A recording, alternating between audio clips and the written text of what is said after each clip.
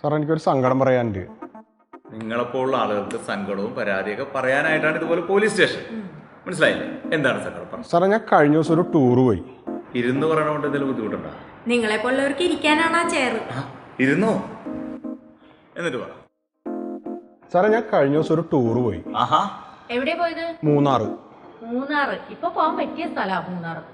മൂന്നാറല്ല, ഇപ്പൊ പോണമെങ്കിൽ കൊടൈക്കനാലിൽ പോണം. പക്ഷെ എനിക്കിഷ്ടം മൂന്നാറാണ്. എന്റെ ഭാര്യക്ക് ഭയങ്കര ഇഷ്ടം കൊടൈക്കനാല്. ആണോ? അയ്യോ, കൊടൈക്കനാലിൽ ഒരു സംഭവം ഉണ്ട്. ഞങ്ങള് സാറേ അതല്ല എന്റെ പ്രശ്നം. തന്റെ പ്രശ്നം പറ. സാറേ ഞാൻ ഈ ഡിസംബർ 28-ാം തീയതി ടൂറ് പോയതാ. ഇന്ന് രാവിലെയാണ് വീട്ടിൽ വന്നത്. വീട്ടിൽ വന്ന് നോക്കുമ്പോ കംപ്ലീറ്റ് സാധനവും പോയി. മോഷണം പോയിന്ന്. എന്തൊക്കെ സാധനങ്ങളാ പോയത്?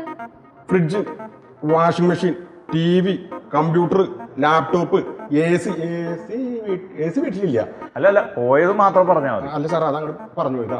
CCTV ഉണ്ടോ? CCTV മോഷണം പോയിട്ടില്ല, അത് വീട്ടിലില്ല. CCTV ഉണ്ടായിരുന്നെങ്കിലേ മോഷ്ടിച്ചത് ആരാണെന്ന് കണ്ടുപിടിക്കാൻ എളുപ്പമായി. എന്റെ സാറേ CCTV ഉണ്ടായിരുന്നെങ്കിൽ അവൻ അതും അടിച്ചോണ്ട് പോയേനെ.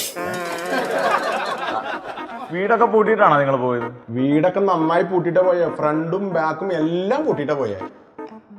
അപ്പൊ മോഷണമാണ് പ്രശ്നം അല്ലേ? എല്ലാ സാധനവും മോഷണം പോയി. ഒരു കാര്യം ചെയ്യും, ആ വാസ് സാർ റൈറ്ററാണ്. സാറിൻ്റെ അടുത്ത് പോയിട്ട് ഇവിടെ പറഞ്ഞ പോലെ തന്നെ എന്തൊക്കെ മോഷണം പോയെന്നുള്ളത് സാറിനോടൊന്ന് പോയി പറയണം.